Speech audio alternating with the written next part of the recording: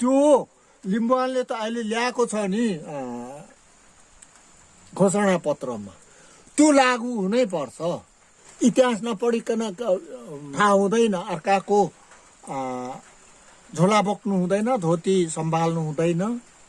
इतिहास पढौँ, इतिहासको आधारले लिम्बुवानेन चाहिँ थिगु बोकी थिउ पोक्स्याङ खसाङ लहतुम लो ल ल।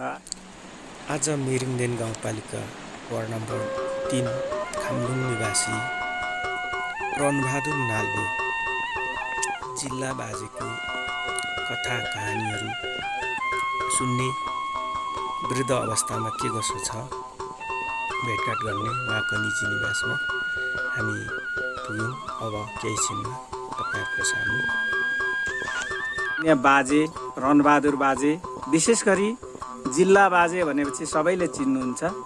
उहाँलाई चाहिँ आज तुम्बाक्पा बाजेको लागि आराङबा बाजे सेवार हो, नमस्कार सेवार हो। आदाङबा रे आलु हिम्मु तपाईँको घरमा आइपुगेको छौँ। लिम्बुवान खोज्दै खोज्दै आएको थियौँ। पहिले आजभन्दा पहिले लिम्बुवान चाहिँ कस्तो थियो तपाईँको अघिल्लो पुस्तामा चाहिँ? अघिल्लो पुस्तामा मैले देखे जानेको प्रमाणको आधारले के देखेँ भने बन्दकी जग्गा किनबेच गर्दा तेर्थुम माल कार्यालयमा बन्दकी पास गर्नुलाई लेख्ने प्रमाणहरू थियो। त्यसमा के लेखिन्थ्यो भने लिखितम जिल्लै पल्लो किराँत भन्ने त्यो थियो र सुब्बा जिम्मावालहरूले तिरो तिर्नु तेर्थुम मालमै जान्थ्यो। तेर्थुम मालमा तिरो तिरेको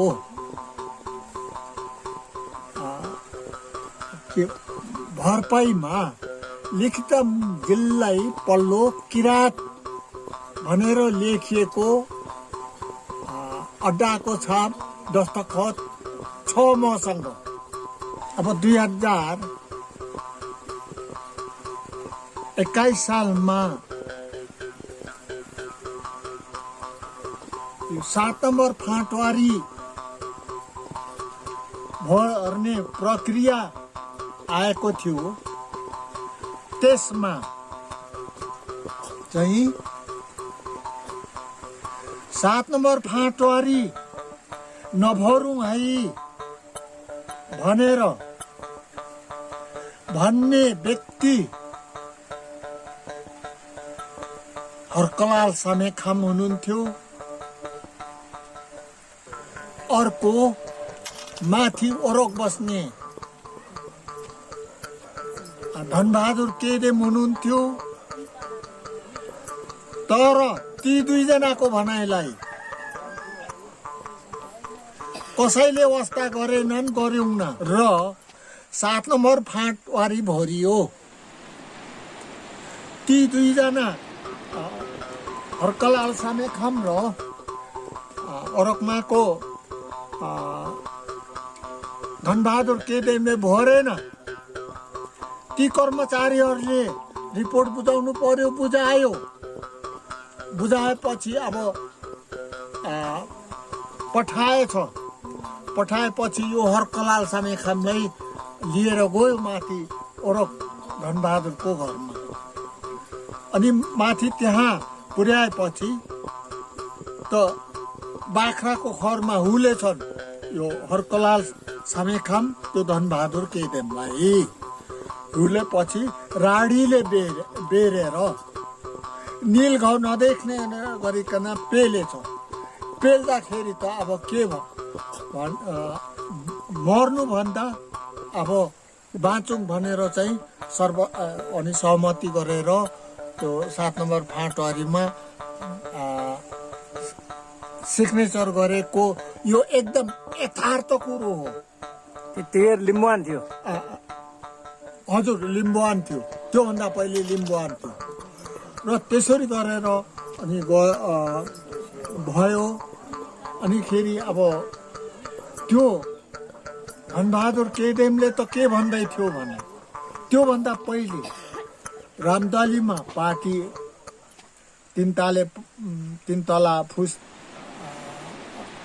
को पार्टी थियो, उजेडधोरले बनाएको। त्यो कौशीमा उसले 3 बेरेर हाम्रो प्रमाण यस्तो छ है, 18 सालको ऐतिहासिक प्रमाण पत्रहरू यस्तो छ। 7 नम्बर फाँटवारी नभरुवाई भनेर भन्थ्यो। शिरगङ्गामा वार्षिक ठुलो मेला हुन्थ्यो। त्यहाँ एउटा त्यो ढुङ्गा अझै पनि छ। त्यहाँ माथि चढेर त्यो 3 बेरेकोबाट उसले प्रचार गर्थ्यो। यो 7 नम्बर फाँटवारी नभरौँ है, हाम्रो प्रमाण यो छ है भनेर भन्थ्यो। तर कसैले सुनेन। अनि हुँदै गएर अब पछि लागू भयो भूमि सुधार। लागू भएपछि यो भूमि सुधार ऐन लागू गर्ने लिम्बू मन्त्री थियो अरे नि, त्यो त के नाम हो? त्यो बिर्से हो। 120 दिनको मन्त्री भएको थियो। त्यो यकिन भन्नु सकिन। अनि अब त्यो धनबहादुर केदेम ले यो जोल्ठिएको उत्तराक्ष भन्छ नि माला, जोल्ठिएको रुद्राक्ष, त्यो लिम्बुनीले कण्ठा सुनको कण्ठ लगाएको जस्तै उसले लगाएको थियो। रुद्राक्ष जोल्ठिएको है। त्यतिखेरको त्यो मूल्य 3 लाख त्यति बेलाको। यो बरालहरूले किन्नु मागेको 3 लाखमा देऊ भनेर दिएन उसले। यो एकदम तथ्य कुरा हो। अनि अब भूमि सुधार लागू भएपछि अब काठमाडौँ गएपछि अब त्यही 3 फुकेर चाहिँ हाम्रो यस्तो छ है प्रमाण यो छ भनेर फुक्दा अनिखेरि अब पक्रेर जेल लगायो। जेल लगाएपछि अब भित्र पनि त्यही फुकिराखेको 3 बेरेको हाम्रो प्रमाण यो छ लिम्बुवानको भनेर फुकिराखेको। अब उसको ब्याकग्राउन्डमा अरू लिम्बू जान्छ कि आउँछन् कि भन्दा छैन। फेरि छोडेपछि पनि बाहिर निक्लेर यता आफ्नो गाउँमा आएन। उही अब प्रचार गरिरह्यो। फेरि पक्ड्यो, जेलमा हाल्यो र पनि जेलमा पनि उसले भनिरह्यो। दोस्रो पटक जेलमा बस्दा पनि लिम्बू जातिले उसको ब्याकग्राउन्डमा अगाडि बढेन। त्यसले गर्दा फेरि छोडेपछि अब यता आएन उसको जन्मस्थलमा। उही घुम्यो, यही भनिरह्यो, उही मर्यो। त्यो 3 लाखको उत्तराक्ष माला कसले हत्यायो, कसले के गर्यो त्यो चाहिँ स्पष्ट मलाई थाहा छैन। त्यस्तो चाहिँ धनबहादुर केदेम हुनुहुन्थ्यो। यो एकदम तथ्य सत्यको कुरो। अनि बाजे अहिले तपाईँ त लिम्बुवान पार्टीभन्दा अरू मन पर्दैन भन्छ। कति वर्ष भयो यसो लिम्बुवान राजनीतिकमा लाग्नुभएको? अब पहिले त म पञ्चायत कालमा 9 वर्ष जिल्ला पञ्चायत सदस्य काम गरेँ। त्यो अन्त्य भएपछि नेपाली कङ्ग्रेसमा आबद्ध भएपछि अनिखेरि मात्रै अलिअलि इतिहासहरू पढ्ने मलाई ज्ञान आयो, चासो आयो, पढ्नु थालेँ। अनिखेरि यो पनि होइन, यो कङ्ग्रेस पनि होइन, अरू पार्टी कुनै पनि होइन, लिम्बुवान हो भनेर अनिखेरि त्यसमा अब प्रवेश गरेर अहिलेसम्म निरन्तर मेरो भोलिको पिँढीले सराप्नु नपाओस्, भन्नु नपाओस् भन्नुको निम्ति निरन्तर सत्ता दिनुको निम्ति प्राण रहन्जेलसम्म लिम्बुवानमा नै समर्पित हुने प्रतिबद्धता प्रकट गर्दछ जोगो त्यो जोगो नङ्ग याक्थुङबा जुन तपाईँहरूको पालामा त अब यो पञ्चायतमा त लिम्बू भाषा लिपि धर्महरू यसो खोज्ने बोल्ने त सबै बाँधेर लान्थ्यो भन्थ्यो त्यस्तै थियो पहिले लान्थ्यो अब त्यो पञ्चायत कालमा सम्म नै थियो त्यो अब नीति निर्देशन बाहिरको चाहिँ अब गाना गाउनु पर्दाखेरि पक्रेर लगिहाल्थ्यो गीतै गाउँदा लगिहाल्थ्यो पञ्चायतका भने गङ्गारामलाई त पक्रेर लग्यो जेल राख्यो नि बाजाङ आङबङ भन्ने चाहिँ किन झुन्डार मारेको रहेछ बाजे त्यो त बिर्से हो त्यो हाङपाङको थियो नि बाजाङ आङबङ बाजाङ त्यो इतिहासमा लेखेको छ त्यो बनावटी कुरो होइन इतिहासमा छ अब अहिले कति वर्ष पुग्नुभयो बाजे म 1993 साल पुस 12 गतेको जन्म अहिले 85 वर्ष 85 वर्ष अझैसम्म चाहिँ दाजै हुनुहुन्छ स्वास्थ्य भगवानको कृपा र इष्टमित्रको आशीर्वादले अनि तपाईँ त अहिलेसम्म दाँत पनि खुस्केको रहेनछ किताब पनि मजाले पढ्नु हुँदो रहेछ पहिले के खाएर यति साह्रो अर्ग्यानिक हुनुभयो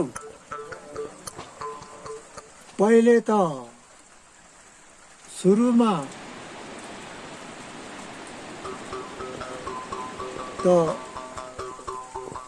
अब मेरो बाबु 2001 सालमा खस्यो टुरो भएपछि आमा एक्लै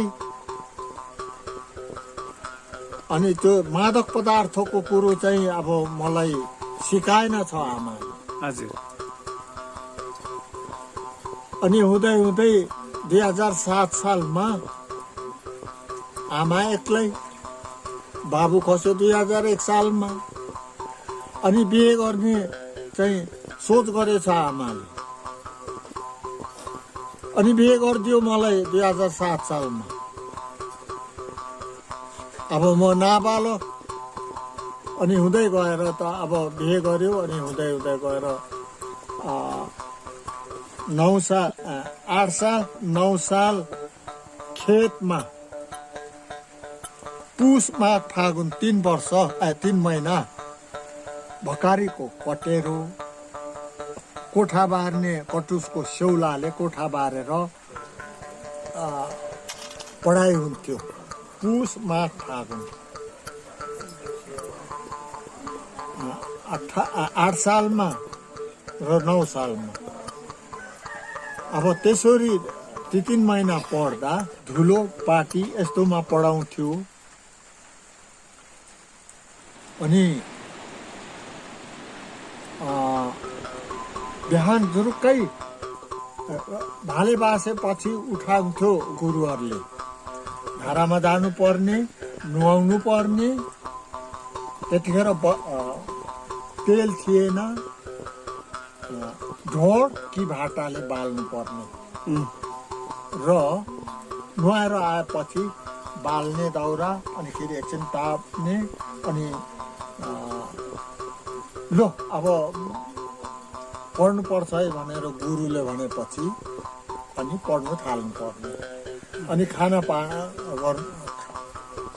खाने बेला टाइम भएपछि लो छुट्टी भन्थ्यो अनि फेरि खाना खाएर छुट्टी पुरा भएपछि ठिक टाइममा आएर पढ्नु पर्थ्यो जम्मा 2 वर्ष 3 महिनामा 6 महिना मैले पढेँ क ख अनि के चाहिँ त मैले प्राप्त गरेको भन्नाले पहिले क ख छिचलिसकेपछि के सिकाउँथ्यो भने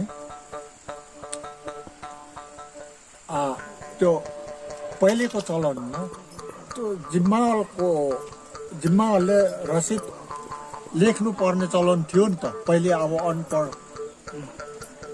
त्यो रसिद लेखाउनु सिकाउँथ्यो त्यो रसिद लेखाउनु सिकाउँदा मुख आगर भन्नु सकियो भने